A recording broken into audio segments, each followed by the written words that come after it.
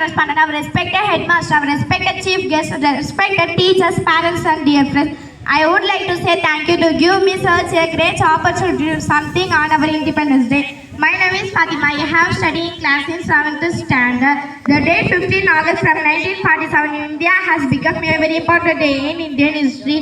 It was the luckiest day of year 1947 when India got its independence.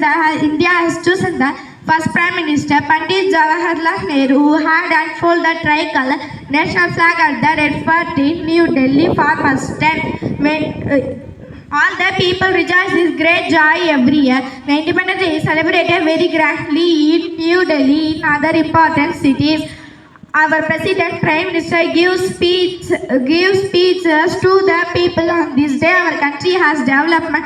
Some drawbacks have also arisen, such inequality, poverty, unemployment, corruption, illiteracy, etc. We need to take a pledge on our independence. We need to take a pledge today for solving such problems to society to make our country a best country of my world. Thank you. நான் ஜவஹர்லால் நேருவை பற்றி கூற வந்துள்ளேன். மனிதர்கள் மாணிக்கமாய் தோன்றிய மாபெருந்தலைவர் பண்டித ஜவஹர்லால் நேரு. அவர் சுதந்திர இந்தியாவின் முதல் பிரதமர் மட்டுமல்ல, நவ பாரதத்தின் சிப்பியும் ஆவார். சேப்பமிக்க குடும்பத்தில் பிறந்த நேரு தம்மையும் தம் குடும்பத்தையும் சுதந்திர வேள்வியில் ஈடுபடுத்திய தியாக செம்மல். ஆசியாவின் ஜோதி நடந்த நாட்டினருக்கு வழிகாட்டி.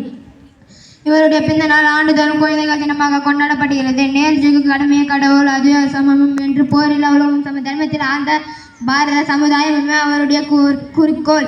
வீடும் நாடும் வளமாக வாழ வேண்டும் என்பதே அவருடைய இன்பக் கனவு. வானில் வீடில் போல் தோன்றிய இத்தகைய தன்னலமற்ற தியாக பேந்தல்களை இனி எப்போது தோன்றுவார் என்று அனைவரும் இயங்க வைக்கும் இவரது நற்பண்புகளும் கடின உழைப்புகளையும் நாமும் பின்பற்றி நாட்டை வளம்படுத்தும். நன்றி, வணக்கம்.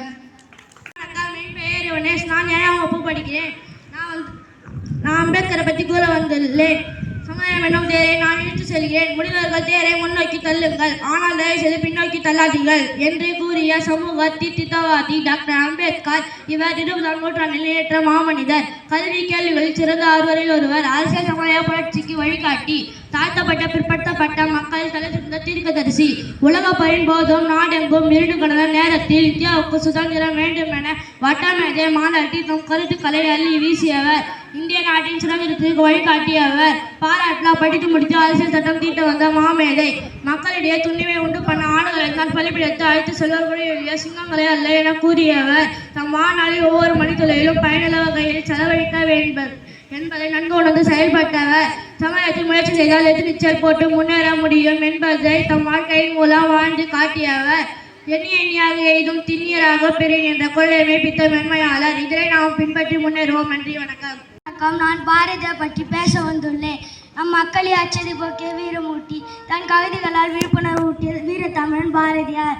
அவர்கள் நம் நாட்டில் எத்தனையோ கவிஞர்கள் இருந்தாலும் அவர்களிடையே மகாகவி என்று போற்றப்படும் பெருமை பாரதி. சாவும் பாம்பர மக்களும் புரிந்து கொள்ளும் வகையில் பாடும் வகையிலும் எளிமையான ஆழ்ந்த கருத்துக்களில் பாடல்களும் பாடி பிற்காலத்தில் வந்த இளங்கவிஞர்களுக்கு வழிகாட்டி வந்தவர். இன்றைக்கு நாம் ஏற்றக்கூடிய புது கவிதைகளுக்கு இவர் தான் தந்தை. தமக்கு பின் ஒரு புதிய கவிஞர் சமுதாயத்தை உருவாக்கியவர்.